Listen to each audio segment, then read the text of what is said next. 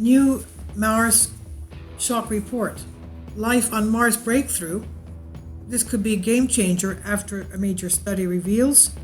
The new study dramatically boosted hopes of life on Mars by providing staggering abundance of organisms living in volcanic rocks on the sea floor. According to Kieran McGrath of Express, the findings of this research were undertaken by Yohei Suzuki and his colleagues from University of Tokyo. They were published in Communication Biology. This, as you can understand, is astonishing. First of all, humans, if they were to have a colony on Mars, their bodies obviously would not be immune to these life forms, and it could be very dangerous. So they published on Communication Biology, and they boost the chances of life on Mars, our red planet. And paper argues now the plans are being drawn up for a collaboration with NASA's Johnson Space Center, which would see rocks on Mars examined for similar processes.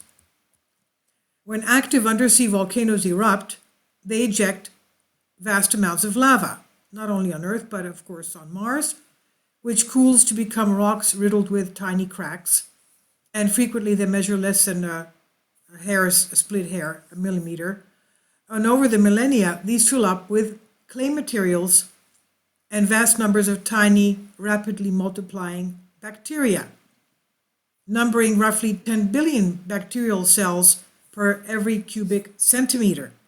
And the results have major implications for life not only on Mars, but on other planets of our solar system, not because Earth's nearest neighbor, Mars, has both methane and liquid water beneath the surface and offers what the report describes as a clear model for extant life, extant meaning life being there now, and or biosignatures from past life in the subsurface of Mars and, of course, other planets.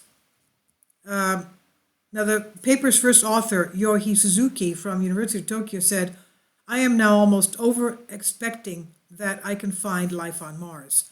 If not, it must be that life relies on some other processes that Mars does not have, like plate tectonics."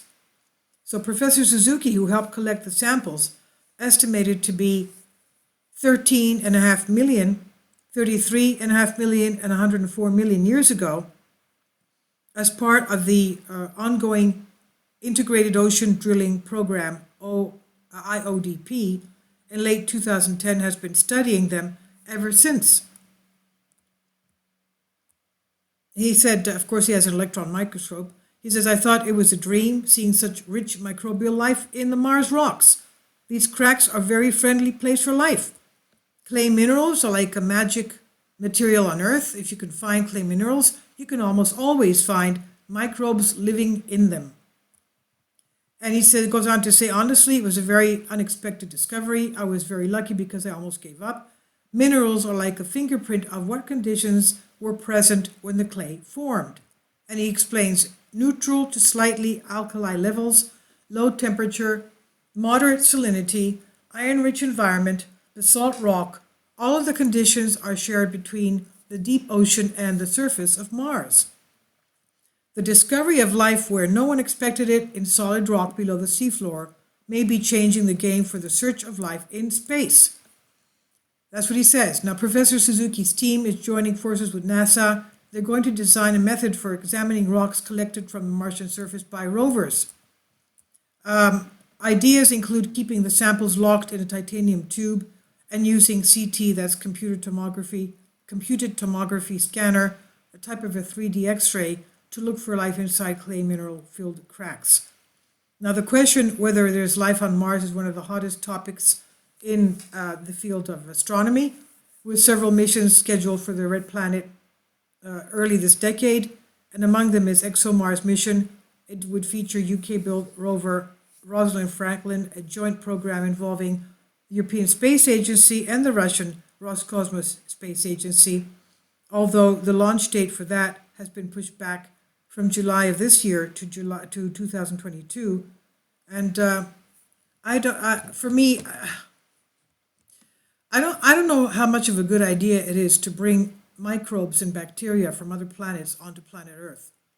Anyway, please leave comments for this. Of course, they're excited as scientists to find life on Mars, even if it's bacteria. But the thing is, that could be devastating. If they find our atmosphere beneficial to their growth to the point where they become an invasive species on our planet and overtake life as we know it because of their overgrowth and to things that we are not used to. Anyway, this is on Express UK, and please leave your comments. Thank you for your support.